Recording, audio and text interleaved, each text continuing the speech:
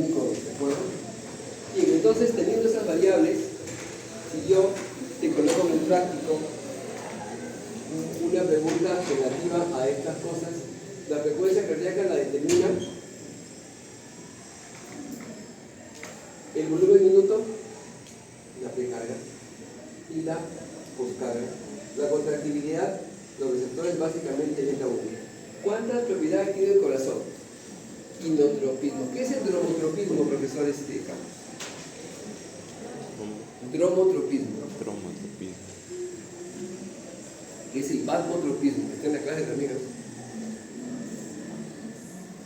En la clase que hemos pasado ahorita, ahí está. Conductibilidad, excitabilidad, inotropismo, fuerza de contracción, cronotropismo, frecuencia cardíaca, ¿de acuerdo? Entonces, todas esas propiedades están exaltadas por el beta 1.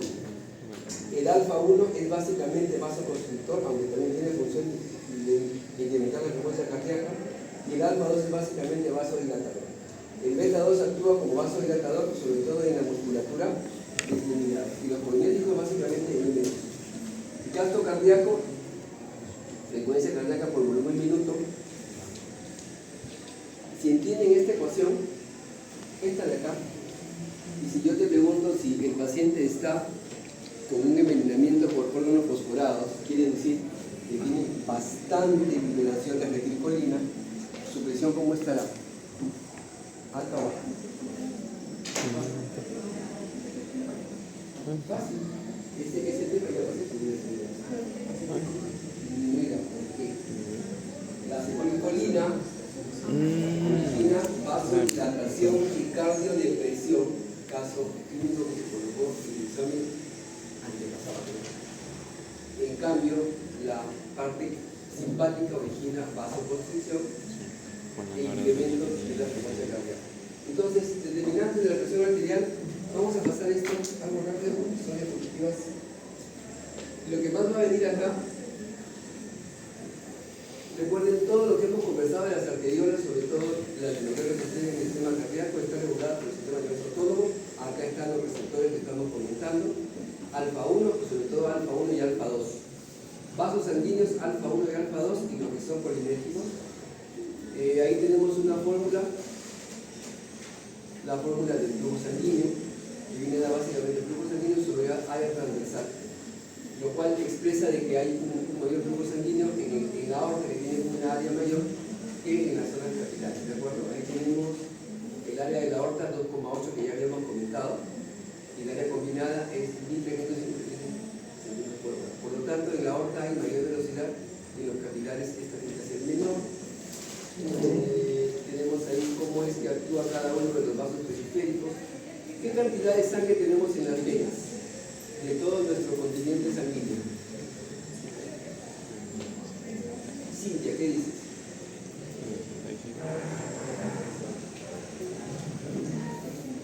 ¿Estará todo? ¿Estará un poquito? ¿Estará nada? ¿Cuánto está en el corazón? ¿Cuánto está en los pulmones?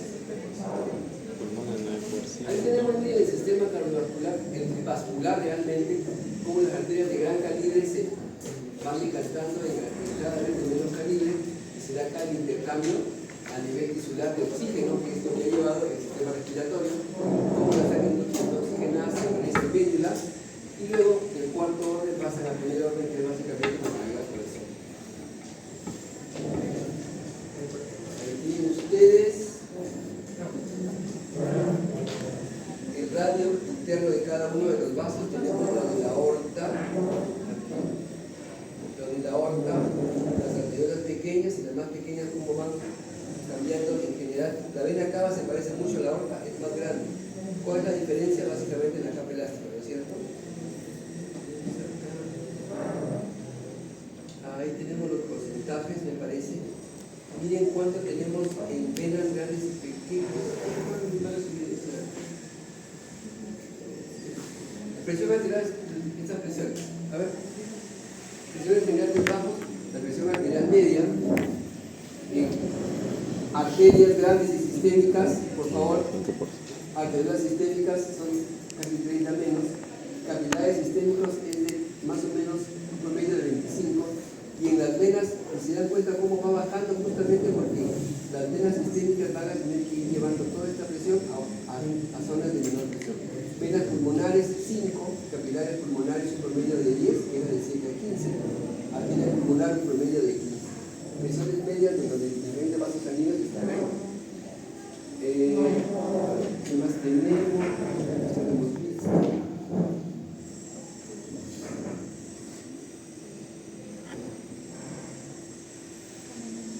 La circulación sistémica y la pulmonar manejan valores completamente diferentes y a pesar de ello, esta circulación pulmonar mantiene un perfil de 25 sobre 8, ¿recuerda? Gracias. 25 sobre 8 siendo 5 el valor que tenemos aquí en la izquierda, que también lo hemos comentado hace un rato en la clase. Ahí tienen las diferencias en cuanto a los calibres, en cuanto a la resistencia de cada una de los vasos sanguíneos. Tenemos la arteria aorta, aquí tenemos la vena cava inferior. ¿Qué más tenemos acá?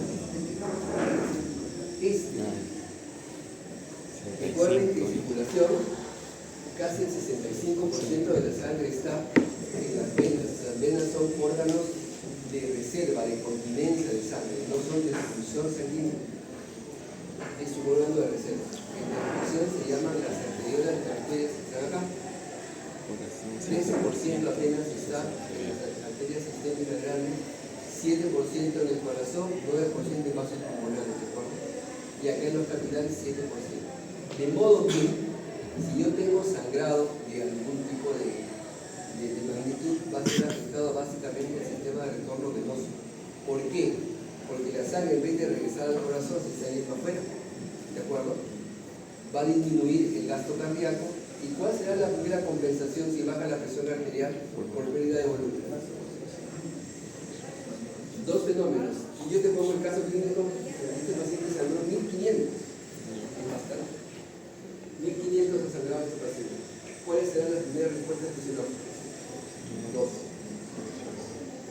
Se va a... ¿Y el gasto cardíaco? ¿No? Si ha bajado el gasto cardíaco y ha bajado tu volumen minuto, ¿qué se va a aumentar? La frecuencia cardíaca. Y dos, lo que tú comentaste, la vasoconstricción. Esto lo hace básicamente el sistema rápido de compensación, el sistema simpático, ¿de acuerdo? Muy bien. Y en el mediano plazo, ¿quién actúa para regular ese gasto cardíaco? Doctora Cintia. En el plazo inmediato, sistema simpático, ¿de acuerdo? Sube la frecuencia cardíaca y ahí vasoconstricción. Lo malo es que también te aumenta la poscarga. Pero a mediano plazo, ¿quién actúa? ¿Quién retiene sodio, retiene agua y trata de mantener el volumen circulante? Hormonas. La endocrina.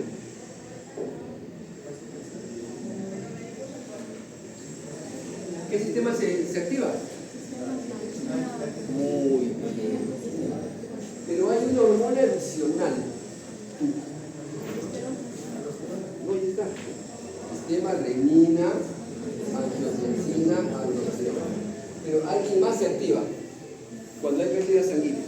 Esto es regulación de la presión arterial, no es endocrino por si acaso.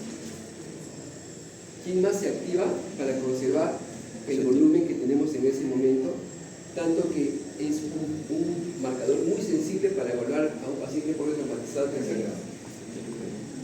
La hormona antidiurética, no se olvide, ADH, que impacta en que su diuresis cae a 0 del paciente, no pierde nada de sangre. Entonces, ¿qué estímulos me hacen liberar renina? ¿Se acuerdan? Caída de la presión. ¿Qué más? Caída de la osmolaridad plasmática. ¿Cuánto es la osmolaridad plasmática, doctora? Doctora Rojas. Si te pregunto causas, y esto va a venir acá, de la elevación de renina, que es la primera hormona que te activa el sistema de control intermedio y a largo plazo. Una es la caída de la presión. ¿Está bien? Otra, caída de la osmolaridad plasmática, que es igual a 285 a 295. ¿Y la otra cuál es? La activación de beta 1. Estos tres factores me originan incremento de la renina y será toda la cascada sistémica. Recuerden que son tres hormonas: aldosterona, antidiurética y una hormona que actúa por su cuenta, se llama angiotensina 2. Esas tres hormonas explican todo el cambio que se da frente a la pérdida de volumen. ¿Okay? La compensación es eficaz hasta cierto punto, pero si el volumen aún se pierde y entramos en falla, terminamos. A ver, ¿qué tenemos acá? Esto ya hemos conversado con la laminar, volumen, resistencia, la conductancia, la debe concebir a menor diámetro de un vaso, menor conductancia, la presión arterial que ya hemos comentado, resistencia periférica, cómo va la presión arterial media, que también hemos colocado anteriormente, la velocidad, cómo se disminuye de acuerdo al vaso sanguíneo, a mayor cantidad de vasos, menor velocidad. ¿Sí? ¿Cómo se mueve la presión arterial? Acá estamos hablando, ¿quién inerva los vasoreceptores? ¿Dónde están los vasoreceptores? ¿Dónde tenemos vasoreceptores? ¿Se acuerdan? En el bulbo carotidio. ¿Y dónde más? ¿Dónde más? Tenemos vasoreceptores. ¿Qué hacen estos vasoreceptores? Es bien sencillo. Generalmente cuando hay buen volumen sanguíneo, las arterias del bulbo carotidio y el arco de la aorta están tensos y hay una cantidad de disparos regular que se dan al centro vasomotor del tronco encefálico.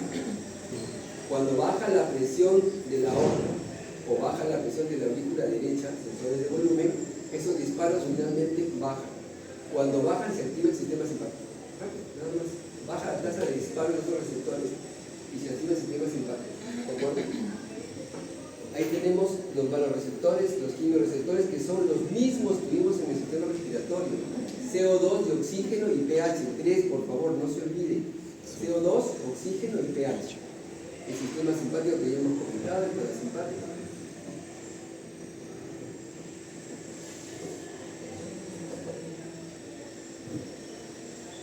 Seguimos aquí están los efectores. Efectos del sistema simpático: aumenta la poscarga, hay vasoconstricción, aumenta la frecuencia cardíaca, aumenta la contractibilidad, y con estos tres aumenta el retorno venoso. En el parasimpático, básicamente, el efecto es que baja la frecuencia cardíaca y con una reducción vasodilatación. Quimioreceptores y vasoreceptores, varios ya sabemos que están aquí en el arco aórtico. Inervados, ¿por qué pares craneales? Básicamente 9 y 10, sobre todo en 10, de manera que si yo los estimulo, habrá caída de la frecuencia cardíaca. Quimioreceptores, oxígeno, CO2 y también el pH que no lo... ¿Qué pasa cuando se aumenta mucho la presión arterial? ¿Qué hormona se dispara? Que se produce en el corazón. ¿Cómo se llama? Hay una hormona en el corazón que cuando hay demasiada presión arterial se dispara bastante y trata de bajar el volumen circulante. También lo hemos comentado en la clase. ¿Cómo se llama? Péptido natriurético auricular. ¿De acuerdo? Este péptido natriurético auricular se secreta en el corazón y lo que hace es disminuir la retención de sodio, aumentando la eliminación de agua. Y hay una hormona en el corazón también que se encarga de hacer este tipo de trabajo.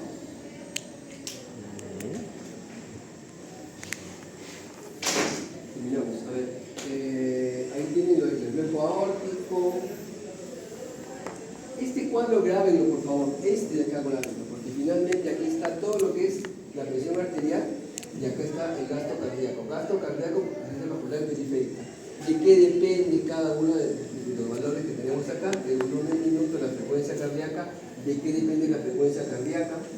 ¿De acuerdo? Más de lo que es la inervación simpática que la parasimpática.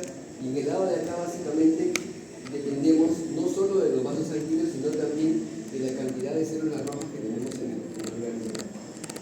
Ahí tienen el sistema que ya habíamos comentado, la hormona antibiótica, el que ya hemos comentado. No se olvide aquí como último, ¿cuánto mide un glóbulo rojo? 7.5. Los capilares pulmonares tienen esta capacidad.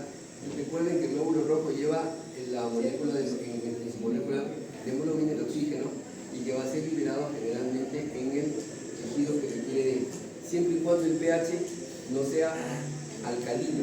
Si hay un pH alcalino, generalmente el oxígeno no se va a liberar. Intercambio capilar por difusión simple, que es lo que sucede, es la última parte de la circulación, que es justamente donde acaba también la última parte de la respiración, ¿recuerdan? Por difusión simple, ¿qué es lo que pasa? En resumen, oxígeno, CO2, glucosa, aminoácidos, hormonas, nada más, ¿de acuerdo? Y algunos otros aminoácidos que pueden ser de manera secundaria necesarios en algún tejido periférico. Ahí tenemos la transcitosis, que es la digestión de moléculas por parte de la célula. Ahí está el intercambio que se da a nivel tisular, las diferencias entre la arteria y la vena, fundamentalmente la capa elástica, la capa muscular y la presencia de válvulas, tres diferencias fundamentales, sobre todo en miembros inferiores.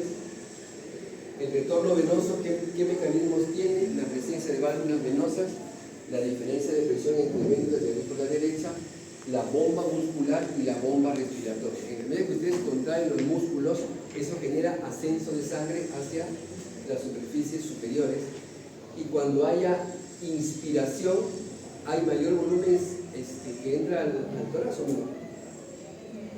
A ver, la bomba respiratoria. Si yo inspiro de manera muy consistente, ¿la sangre sube o se detiene? A ver, si tomo aire bien hondo y aguanto la respiración, ¿esa presión en mi tórax permite el mayor llenado o menor llenado? Mayor. Menor llenado, muy bien, la presión generalmente supera la presión venosa y básicamente depende del ciclo respiratorio. Ahí tienen la bomba muscular, esto lo hemos comentado. ¿Cuánto tenemos de volumen intravascular? La del cierre, a ver.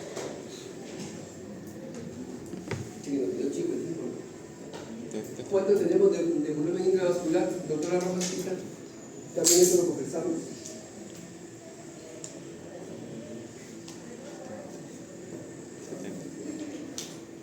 Volumen circulante, le van a acabar 5 litros. Volumen circulante, 65 a 70 mililitros por kilo de peso, ¿de acuerdo? En mujeres es un poquito menos, 60 mililitros por kilo de peso. Su volumen circulante depende de su peso y de su talla. El volumen de William jamás será el volumen de Miguel Aguilar. Eso es lógico, ¿cierto? Cuando le damos 5 litros es una completa falsedad. No olviden este detalle. ¿Cuánto es la concentración normal de sodio en sangre?